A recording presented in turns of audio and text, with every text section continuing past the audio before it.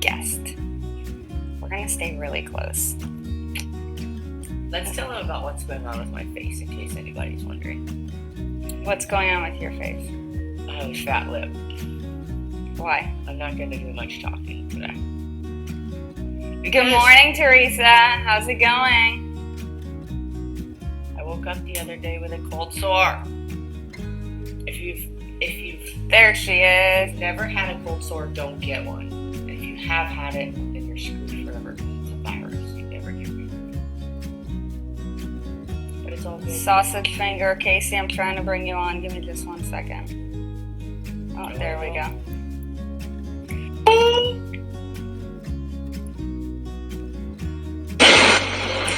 What's up? Good morning. Good morning. How are you? I'm well. How are you? Great. Where are you at right now? I am at home in my kitchen. My messy house, so I'm not going to show you, but I'm at home in my kitchen. Coffee, of course, with What my kind of nephews. coffee? It is a local Texas whole bean coffee. It's black coffee. So That's all I you drink. are in Texas. I am in Texas. So you drink your coffee black? Yes, that's the only way I drink my coffee. Really? Yes. Oh my gosh. How do you drink yours? Casey's a savage. How do you drink yours? Sometimes I have a little heavy cream and stevia. Sometimes I have, it just depends. Sometimes pumpkin spice, baby. I have it with almond milk and stevia. I was just thinking. So look at Erin's lip real quick. It looks like she got Botox I done. got punched in the face. On half of your lip. I was thinking that yesterday, and my client was like, "I'll pay good money for that." He just got. I'm on the phone, honey. Sorry. It's all good. This is great. I'm bombing. Come here, Cal. Yeah, bring her in. Bring her in. What up, baby? Say hi. Look, Hi. say hi. Oh my Say good god. morning. Mommy, it's not hi. Yes, you can say hi. Hi. Oh, you can't hear her. You here. Oh. Hi. There's hi. She couldn't hear you, so she didn't know you were saying hi. Oh my gosh, this is perfect. Okay, so Casey, we've had the blessing of coming across. Us? So good. They're girls like us, yes. Yes, I love it. So we've had the blessing of coming across you a couple weeks ago through Devin May while in the contest for Miss Health and Fitness 2019, and now I remember the first time, we basically talked to one another. We were on the phone for like an hour, right? Yeah. Yes, and I don't talk to anybody for an hour, so. Trust me, me either. And it was an incredible conversation, and it was just like so deep and heartfelt. And you have an incredible message and an amazing story. And, the reason why I have you on here today is because I know that it will inspire so many people, and not just that, it will help to put life into perspective. It definitely does. I mean, it's I don't want to say a challenge, because I mean, it's life, but it's not every day is easy, but it's totally worth it. For sure. So, you guys, just so you know, Casey Trial is wife of Clints Trial, who is a wounded warrior. Let's get started by you just telling the story of the night in Afghanistan, if that's okay. Yeah, that's fine. And basically what happened, and ever since then, how has life changed? Wow, that's a hard, but I mean easy at the same time question. So it happened January 12th, 2019. It was just like any other night where Clint was deployed. Hold on, honey. Okay. Clint was deployed, doing 2-month rotations in Afghanistan, a 2.5 month. And it was supposed to be his last active duty deployment before his retirement in November of this year. He had about 3 weeks till he came home and went out on a mission and stepped on an IED.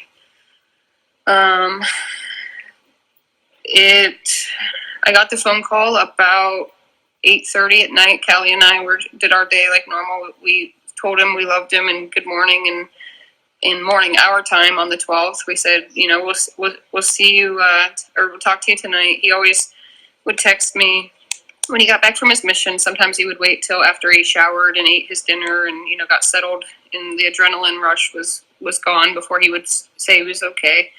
But I'd always hear from him about 4:30, 5 o'clock at night.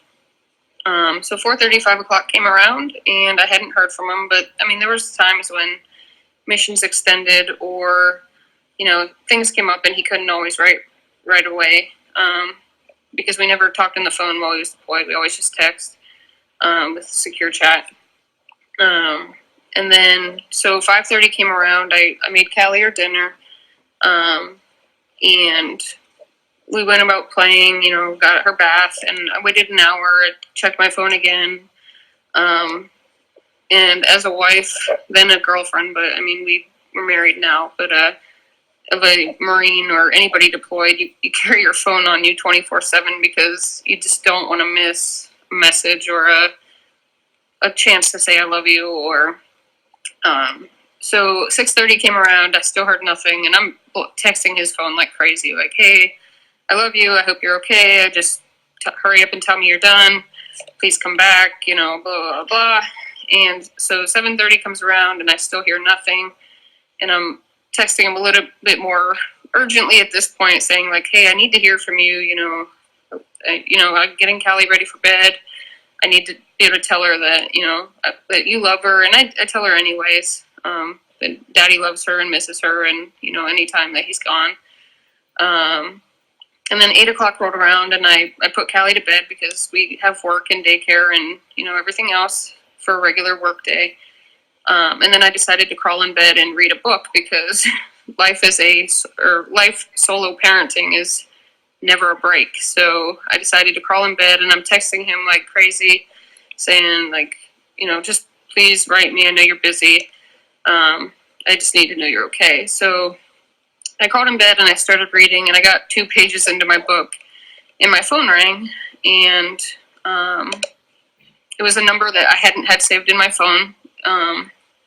But it was a local number to the area we lived in. So, and most of the time I don't answer it because I don't like talking to people I don't know or answering. They can leave a text message or a voicemail and I can call them back. But for whatever reason, I picked up the phone because something didn't feel right. And about 7 o'clock that night, before I had crawled in bed and got Callie settled, I started feeling nauseous and started throwing up, and out of nowhere, and it was strange. And I called my twin sister, and I told her, I was like, hey, something's not right. It doesn't feel right. I'm sick all of a sudden. I am nauseous. I don't feel good. I'm putting Callie to bed early, and I'm crawling in bed, and I'm just going to relax and read. Well, it turns out at the exact time that I was feeling nauseous and throwing up was the time that Clint had stepped on an IED, and it took that out. And it's strange how it happens because I had no idea. But in that hour that I hadn't heard that phone call, they were evacuating him from the battlefield and making sure stabilizing him, making sure he was good, getting him to where he needed to go for his series of surgeries. But the phone rang, it was the guy he worked with, and he started out the conversation of like, hey, do you remember me? I met you at the Marine Corps ball. And I was like, just what happened? What's wrong? Because nobody just calls you to check up on you that you've never talked to before. They just don't. And he's like, well, there was a serious incident. Clint has extreme lower extremity injury, but we don't want to talk about like exactly what happened or whatever on the phone. We want to come see you. So they planned to come see me, but of course, I had just moved Clint and I had just moved into a smaller house, just to like save money for retirement in the year that we thought we had left.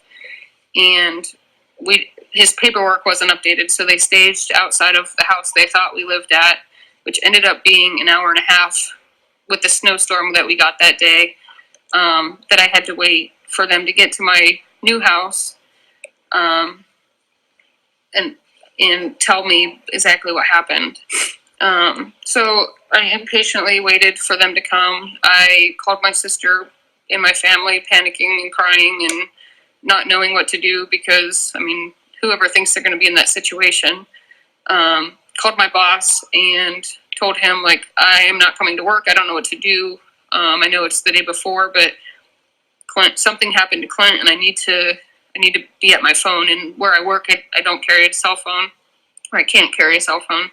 So my boss actually, it was at this point, it was 10 o'clock at night while I'm waiting, and he dropped what he was doing and came over with the people that did the notification and stayed with me until 1 or 2 o'clock in the morning, making sure I was okay, making sure that I could get things in order for the process of bringing Clint home, and trying to see if I would be able to fly to Germany to meet him and fly back with him. But it just so happened that the military flights and all the civilian flights that were available, Clint and I would have missed each other by an hour for him coming home and me getting there. So I would have had to wait another 5 days from then to see him, and I wasn't gonna chance waiting 10 days to see him after injury.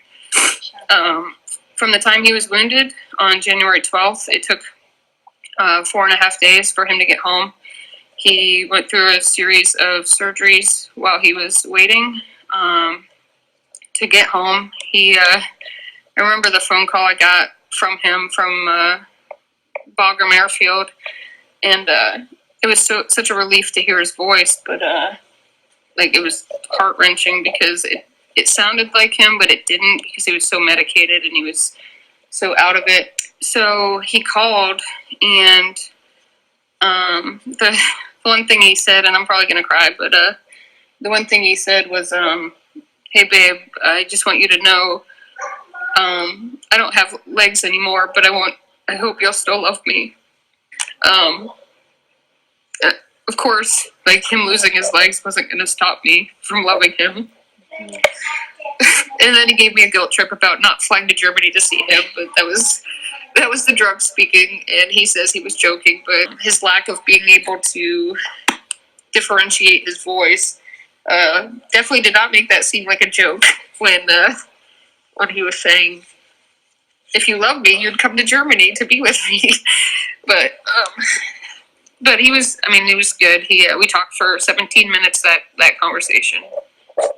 He doesn't remember it, but I couldn't forget it if I had to. So yeah, we talked for 17 minutes that time, and he just reassured me that he loved me, and he was more concerned that I wasn't going to love him. And my big concern when he was wounded to his work was that he'd try to push me away, because he didn't want to be a burden on anybody, is what he told me, long before he started deploying, is he never wants to be a burden on somebody, and God forbid something happen. But so my big fear was he'd start pushing me away. But in fact, it had the exact opposite effect on our relationship. We've gotten so much closer, and there's a trust between us now, that I wouldn't say we didn't have before, but it was just confirmed that, because we've both been in bad relationships or just life, and so it confirmed how much we truly do love each other. And we ended up getting married on Valentine's Day in the hospital while he was admitted. Sorry, I hate crying, but It's sometimes okay. it's. But yeah, so he got home on January 16th. He was flown to Walter Reed Medical Center in Bethesda, Maryland.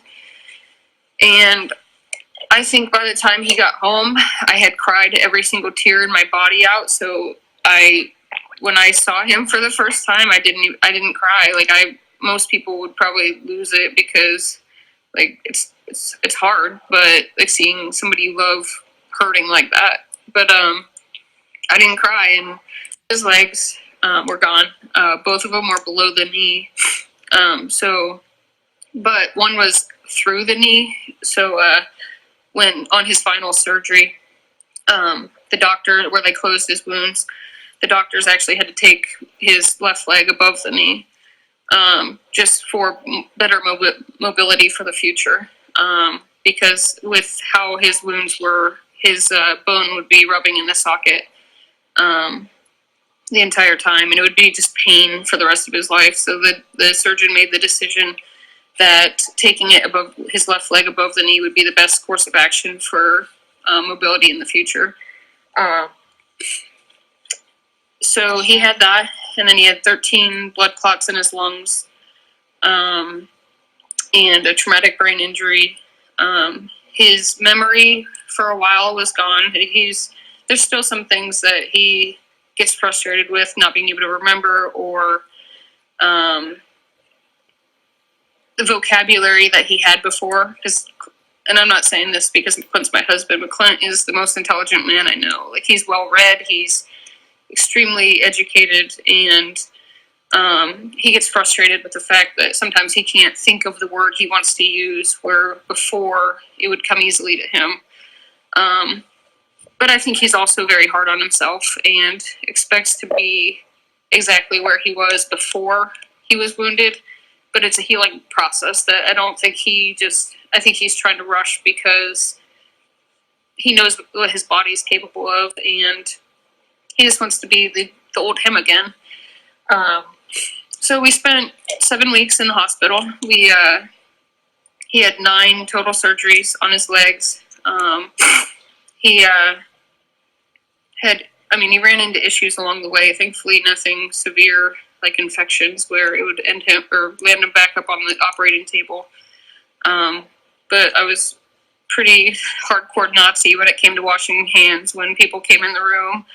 I didn't care about military rank. I didn't care about if you're his friend or his relative or I expected everybody to be completely scrubbing the crap out of their arms, hands, anything that might have germs on it before entering the room. I wish I had the flag here that I hung up a flag, a friend of his and I hung up 3 flags in his room when we finally got settled in his final room, one was an American flag, one was a Marine Corps flag, and then the third one was a Don't Tread on Me flag. And the Don't Tread on Me flag we hung on the back of the bathroom door, and every single visitor that came into the hospital room, we had them sign it and either leave him a motivational message or just write their name, and we gathered hundreds of signatures on that, and we didn't even have it the first week he was in the hospital, so we missed some people, but I just took it this past week to get framed for him, so we're going to hang it in our house and as a constant reminder of all the good people that came and visited him and gave him support and motivation to get better faster. So we spent 7 weeks in the hospital, and then we moved into a small apartment about 3 miles from Walter Reed on February 21st when he got discharged. We stayed there until April, where every single working day, they weren't open on the weekends, but we would drive to Walter Reed, or I'd drive him to Walter Reed, and he would do rehab, and then he would do his physical therapy and his occupational therapy, and on March 6th, he stood on his legs for the first time, and it was awesome. I think I sent you guys a picture of him and I hugging, and that was the first time he stood and took his first steps that day, and it was awesome to see the happiness that he felt being upright again. And then it was. So we stayed there until the end of April, and then we asked to be transferred. Come here, come say hi. Callie's asking to say hi again. Yes, come. What is your favorite thing to eat for breakfast? What do you like to eat for breakfast? Macaroni. Macaroni. Macaroni. What do you like? What do you like to eat for lunch? No, Macaroni. Is that your favorite food? yeah. Is it your favorite? Yeah. Do you, Yeah. you're a beast. You know, so there is a lot of lessons here, you guys. Unexpected things really do happen to good people, and you know, life is a gift. But the reality is that anything can change in an instant. My question to you is: ever since that night, how is life different? Oh, life is extremely different. It's different in the fact of, Hi. I mean, I could state the obvious things like Clint no longer goes to work. I no longer go to work. Instead, we Hi. go to his appointments, and but life is different in the fact of, Hi. in not every way is bad. Like I get to spend all day with my family, which is a huge blessing because I didn't get to do that before. I had to go to work and I had to put Callie in daycare, and Clint would go to work. I mean, I'd much rather go back to that and have Clint be Clint again, where he prior to injury. But Hi. I love him just the way he is. So I think it's awesome to be able to get to spend the day with him every day, and we go to his appointments, and she's saying hi, honey. She's letting mommy talk. Hi. Where now we take extra time to do everything. We everything's a process now. Emotionally, some days are harder than others where it might seem like we're upset or we might be shorter with each other, but I think a lot of the times it's either him or I both internalizing and processing how much has changed and how and a lot of it's like when he is quiet or sometimes I feel like, okay, what did I do? Did I say something wrong? Did I do something wrong? But really it's him just thinking about like how different life is for him and how much of a process everything is and how he has to change how he does things, not necessarily what he does, but how he goes about doing them. Because a lot of the times, for most things, he can't do them by himself right now. He does have his prosthetics, but he can only spend a certain amount of time on his legs because it's painful. I think that's one thing that if you don't know or you haven't been around people who are amputees, the pain is what it's debilitating sometimes, and it's not necessarily physical pain where like your muscle hurts or just your skin hurts. It's a lot of it is phantom pain where you can still feel. Bless you. You can still feel. He can still feel his feet. He can still feel his legs, his calves, and the terrible thing about phantom pain is your body, your nerves feel the last thing that they felt before the limb loss. So when he has phantom pain, he's feeling a bomb go off. Where in a lot of the times, like his explanation of what he's feeling is a chainsaw to the back of his calf or an ice pick going through the top of his foot. And it'll stop you in your tracks. It stops him in his tracks. And we have to, I guess, I don't want to say dictate our schedule, but we make a schedule around how he's feeling or how we're feeling as a family and how much time he can spend on his legs. And at the beginning of the process, he was on a ton of medications to try to manage the pain. So it was always going around like doctor's appointments to get more meds or doctor's appointments to make sure his legs fit properly and that he wasn't getting hot spots or pressure sores on it from wearing prosthetics. And like in a little bit, So, I mean, everything in life we do right now is based around, I don't want to say it's based around him because it's based around our family, but we have to make decisions of what we're doing, how we're doing it, and how we attack things based on what he's able to do or what we're able to do either in a wheelchair or because not the entire world isn't kind. Like, people don't consider the challenges he faces, and so we have to consider time on his feet, time just like between meds. Like, we always carry his meds with us, but just everything that we do is more planned now, and we do run late a lot because sometimes it takes us longer to get there, to get in the car, or once there's a lot of moving pieces to wearing prosthetics. You just can't throw them on and good. You need spraying alcohol, you need his sockets, you need the legs themselves, and if the leg isn't charged, then it doesn't work properly. So it's just a lot of moving pieces that I don't think a lot of people consider. I didn't consider it. I had no idea before all of this, and I have like a huge respect for anybody who's ever had to go through the process. Come here, Cal. But it's a new learning experience, and I've learned a ton throughout the process. And I think the biggest thing that I've learned from it is patience. And it's not necessarily like me being patient with him, because that's the easy part.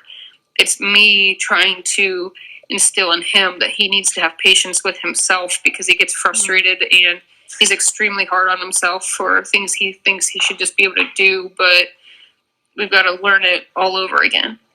Sure.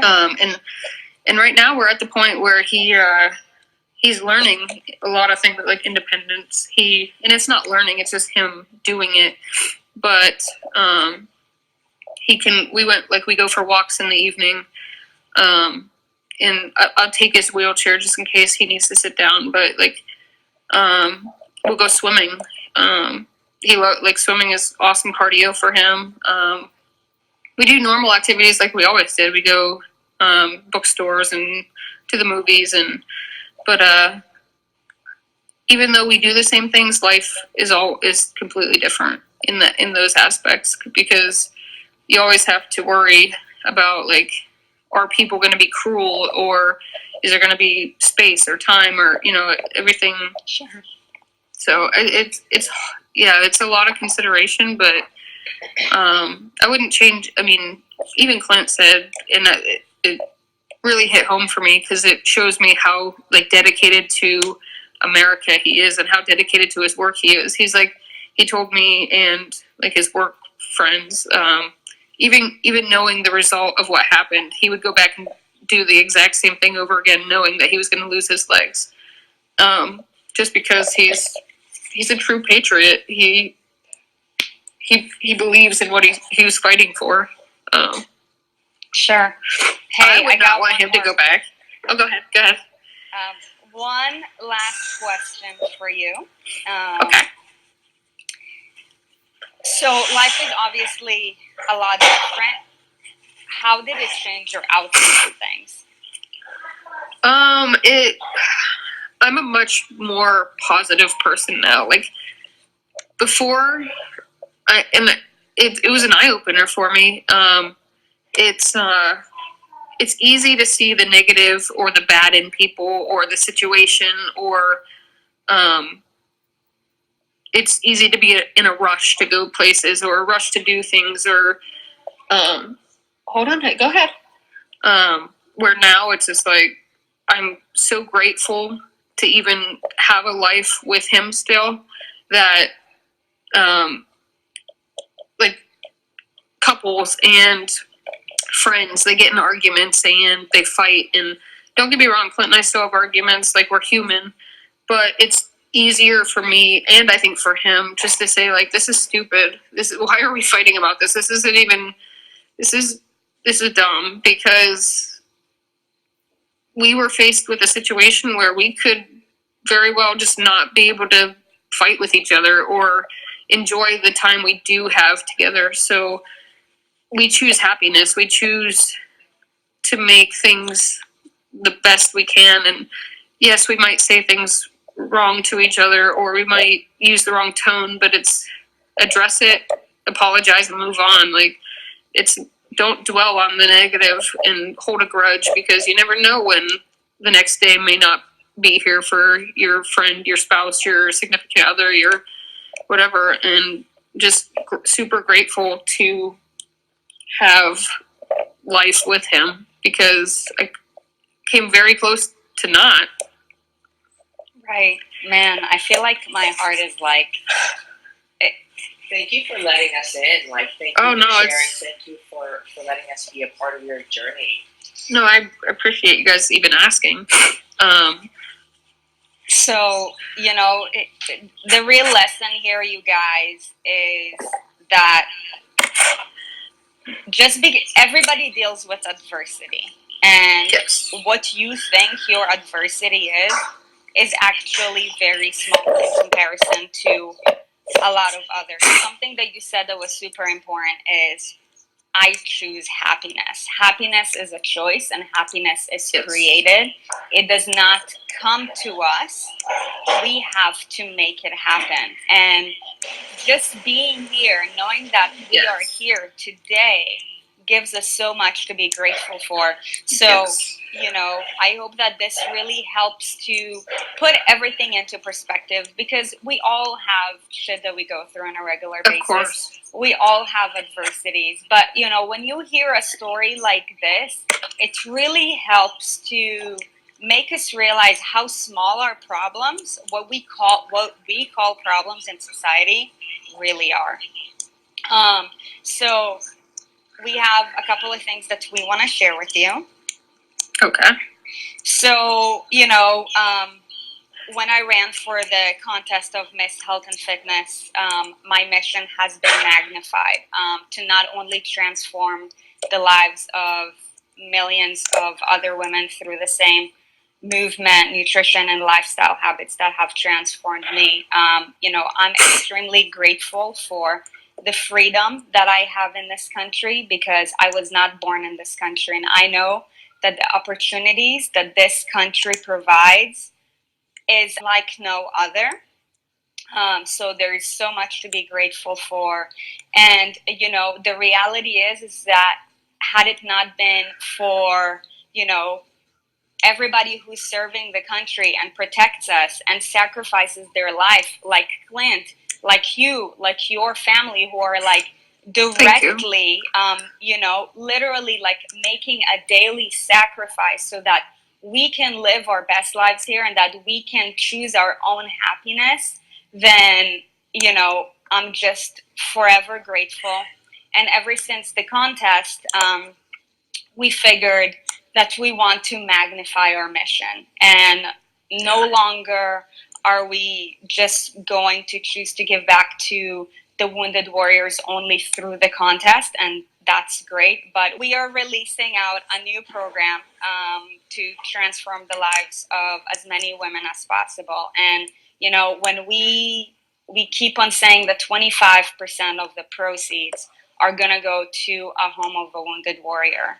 So Erin and I have decided that any money that we raise from this project will be sent to you guys as a thank Oh my you, goodness. as a symbol of seriousness for That's unbelievable. I know, I feel like I'm about to cry just saying it.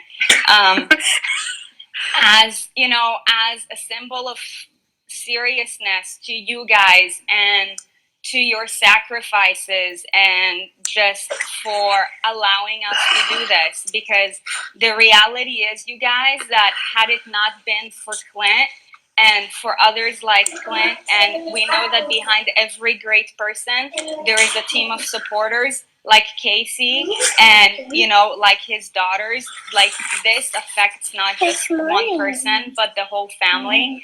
And by the end of the day, you guys, money is energy. It's a renewable resource, and we wanna pay it forward to you guys, because it's That means so much to us. I mean, I hear it, honey. I'm hearing it. Do you hear it? It means more than I can say in words. our family, for other wounded families. It's seriously awesome to have anybody think of families of the wounded, of the serving. It means a lot to our family, so thank you.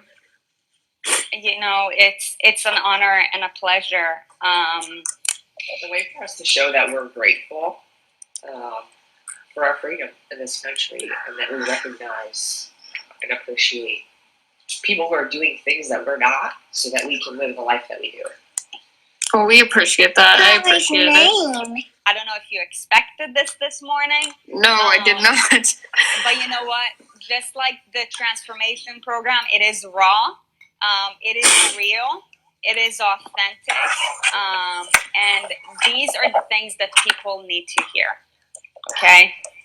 And also, if you can thank Clint for his service. I mean, I know that you've been in the service too until, you know, things have changed a little bit. So thank you for your service.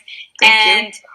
Thank, you know, we thank everybody who is currently serving our country for their service. Please, you guys, if you know anybody who is serving this country, share this video. Help us to spread the message. We're on a really big mission, okay, to transform the lives of millions of women, and in the process, give back as much as possible to the Wounded Warrior Project. To the Wounded Warriors and the project. Because had it not been for these girls and guys, we won't be here today, and we won't have the life that we have and the opportunities that we have. So I know that together we can make the change. The time is now. Anything else to add to that? No, I'm stoked. We're stoked. Thank you guys so much. And it truly means a lot to us. Thank you. Oh, you're so welcome. You know, it really is. It really is an honor. That's what it's all about, you guys. Constant improvement of ourselves, of this country, of this nation, and we can only do it by supporting one another. Okay? So make the decision to transform your lives and help to transform the lives of others. Casey, thank you so much for your time today. Thank you for sharing this beautiful, heartfelt story. Thank you for having me. Oh, it's our pleasure. And my beast. Thank you guys again. Thank you so much. Now you guys go enjoy your macaroni and Toy Story. She said enjoy your macaroni and Toy Story. Thank you. Oh, you're so welcome. Well, have an amazing day. Have an amazing day, everybody. Have a good day. I'll see you later. Bye.